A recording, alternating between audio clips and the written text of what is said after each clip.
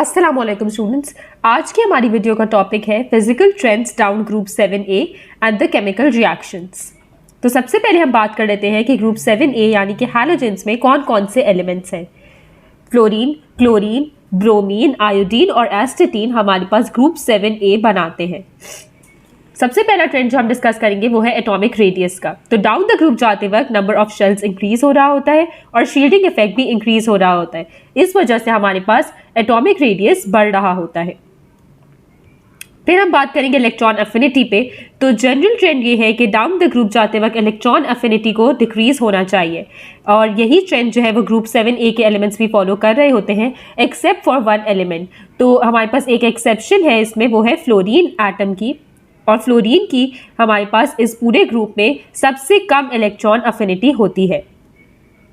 Electronegativity की जहाँ तक बात करें तो हमें पता है कि पॉलिंग स्केल के अकॉर्डिंग फ्लोरीन की मैक्सिमम इलेक्ट्रोनेगेटिविटी होती है जो कि है 4.0। तो उससे नीचे जाते जाते ग्रुप में बाकी सारे एलिमेंट्स की इलेक्ट्रोनेगेटिविटी कम होती है। फिर हम बात करेंगे मेल्टिंग और बॉइलिंग पॉइंट्स की। तो हमें पता है कि हैलोजेंस जो है वो डाई एटॉमिक स्टेट में एग्जिस्ट करते हैं, यानी कि हमारे पास फ्लोरीन का एक मॉलिक्यूल जो है वो फ्लोरीन के दो एटम्स पर मुश्तमिल होता है। तो इन दोनों एटम्स के दरमियान जो फोर्सेस होती हैं उसको हम इंड्यूस्ड डाइपोल और इंस्टेंटेनियस डाइपोल की फोर्सेस कहते हैं। और जैसे जैसे हम डाउन द ग्रुप जाते हैं तो हमें पता है कि साइज ऑफ एटम इंक्रीज हो रहा है। तो जब साइज ऑफ एटम इंक्रीज हो रहा होता है उस वजह से ये वाली फोर्सेस भी बढ़ रही होती हैं और इसी वजह से हमें जो है वो ज़्यादा एनर्जी लगती है इसको तोड़ने में। अब जैसे कि हमें पता है कि बॉन्ड एंथैल्पीज जो है वो हमारे पास एक वो फोर्स होती है जो एक बॉन्ड को ब्रेक करने में मदद करती है, यानी कि जो हमारे पास दो एटम्स के दरमियान बॉन्ड है डायटोमिक स्टेट में, उसको ब्रेक करने के लिए एनर्जी रिक्वायर्ड है, वो बॉन्ड एंथैल्पी है। तो बॉन्ड एंथैल्पी जैसे जैसे एटम जो है वो बड़ा हो रहा है तो हमें ज़्यादा जो है वो हमें कम एनर्जी लगती है, तो इस वजह से जो है वो बॉन्ड एंथैल्पी डिक्रीज होती है। लेकिन फ्लोरीन एक एक्सेप्शन है और फ्लोरीन की हमारे पास जो बॉन्ड एंथैल्पी है वो सबसे कम है। वो इस वजह से है क्योंकि फ्लोरीन एक बहुत छोटा एटम है और जो इसके नॉन बॉन्डिंग इलेक्ट्रॉन्स के दरमियान रिपल्जन होती है वही हमारे पास जो है वो बॉन्ड को तोड़ने में ज़्यादा मदद करती है। तो इस वजह से डिसोसिएशन बहुत ईजी हो जाती है और फ्लोरीन की बॉन्ड एंथैल्पी सबसे कम हो जाती है। अब हम बात करेंगे ऑक्सीडाइजिंग पावर की। तो जैसे जैसे हम हैलोजेंस के ग्रुप में नीचे जा रहे होते हैं ऑक्सीडाइजिंग पावर जो है वो हैलोजेंस की कम हो रही होती है और जैसे जैसे हम ग्रुप में नीचे जा रहे होते हैं तो रिड्यूसिंग पावर जो इन हैलोजेंस के कॉरेस्पॉन्डिंग हैलाइड्स हैं उनकी इंक्रीज हो रही होती है। अब हम बात करेंगे ग्रुप 7A के केमिकल रिएक्शंस पे। तो हमें जैसे कि पता है कि रिएक्टिविटी इस ग्रुप में डिक्रीज हो रही होती है जैसे जैसे हम नीचे जा रहे होते हैं। अच्छा, अब हम पहले एलिमेंट्स लिस्ट कर लेते हैं और सबसे पहला रिएक्शन जो हम देखेंगे वो होगा डिस्प्लेसमेंट रिएक्शन, जिसका दारोमदार जो है वो इन हैलोजेंस की ऑक्सीडाइजिंग पावर पे है। तो जो डिस्प्लेसमेंट रिएक्शन होता है उसमें हम जो है वो एक हैलोजन को उसके एक दूसरे हैलाइड सोल्यूशन के साथ रिएक्ट करवाते हैं और इस पे हम देखते हैं कि पॉजिटिव रिएक्शन आता है या नहीं आता। तो जैसे कि हमें पता है कि ऑक्सीडाइजिंग पावर जो है वो डाउन द ग्रुप जाते हुए डिक्रीज हो रही होती है, तो F2 यानी कि फ्लोरीन जो है वो सबसे ज़्यादा स्ट्रॉन्गेस्ट ऑक्सीडाइजिंग एजेंट है और इस वजह से वो अपने तमाम अदर जो हैलोजेंस है या हैलाइड्स है उसको उनके सोल्यूशन से डिस्प्लेस कर रहा होता है और ख़ुद हैलाइड फॉर्म में आ जाता है।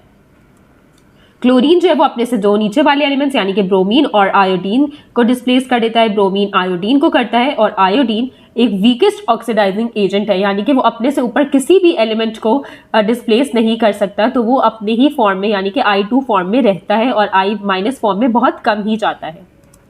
और ये हम पहले भी रिएट्रेट कर चुके हैं कि डाउन द ग्रुप जाते वक्त ऑक्सीडाइजिंग पावर जो है वो कम हो रही होती है। नेक्स्ट रिएक्शन जो हम देखेंगे वो होगा इन हैलोजेंस का वाटर के साथ। तो जो हमें पता है कि ये सारे हैलोजेंस जो हैं वो एसिड्स बनाते हैं, यानी कि फ्लोरीन का जो है वो हाइड्रोफ्लोरिक एसिड होगा, क्लोरीन का जो है वो हाइड्रोक्लोरिक एसिड होगा। तो फ्लोरीन जो है वो हमारे पास वाटर के साथ रिएक्ट करके बहुत कम आयोनाइज होता है और बाकी सारे एलिमेंट्स जो हैं वो कम्प्लीटली आयोनाइज हो जाते हैं। तो बेसिकली अगर हम एसिडिक स्ट्रेंथ की बात करें तो डाउन द ग्रुप जाते वक्त हमारे पास एसिडिक स्ट्रेंथ जो है वो इंक्रीज हो रही होती है क्योंकि जो हैलोजन है वो कम्प्लीटली आयोनाइज हो रहा है।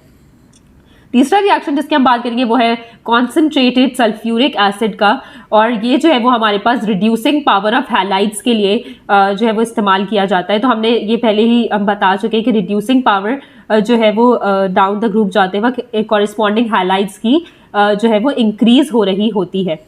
इसका मतलब हमारे पास जो आयोडाइड आयंस है वो हमारे पास स्ट्रॉन्गेस्ट रिड्यूसिंग एजेंट होंगे, और फ्लोराइड आयंस जो है वो हमारे पास वीकेस्ट रिड्यूसिंग एजेंट होंगे।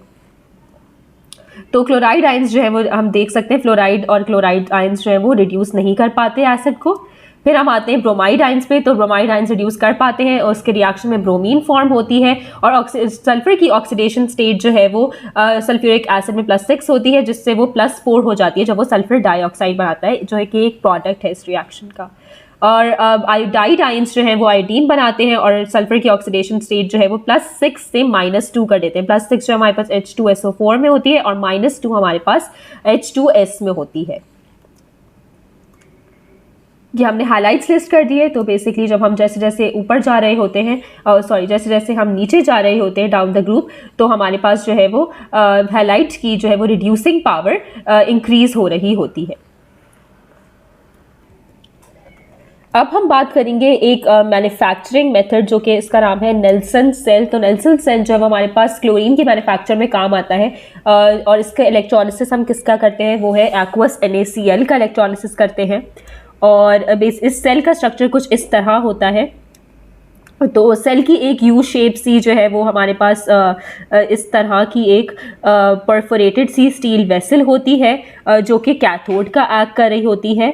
और उसके बाद हमारे पास जो है वो इसका एक NaCl का जो सोल्यूशन होता है वो इलेक्ट्रोलाइट बनाता है।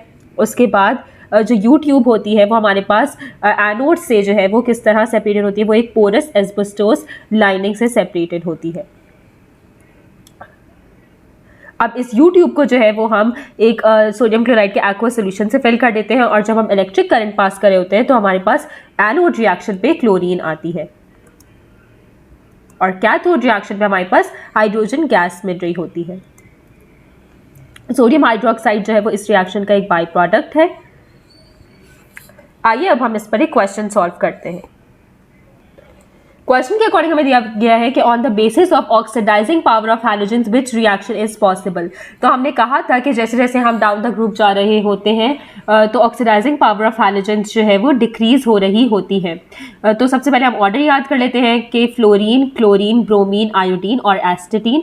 तो अगर हम ब्रोमीन और आयोडीन की बात करें तो ब्रोमीन जो है वो आयोडीन को डिस्प्लेस कर सकता है। हाँ, बिल्कुल कर सकता है, क्योंकि ब्रोमीन जो है वो आयोडीन से ऊपर आता है ग्रुप में। आयोडीन जो है वो ब्रोमीन को नहीं कर सकता, क्लोरीन जो है वो फ्लोरीन को नहीं कर सकता, और आयोडीन जो है वो क्लोरीन को बिल्कुल भी नहीं कर सकता, क्योंकि iodine is the weakest oxidising agent. तो हमें तो यही इसका सही जवाब लग रहा है। देखते हैं इसका सही जवाब क्या है। यही इसका सही जवाब है। शुक्रिया।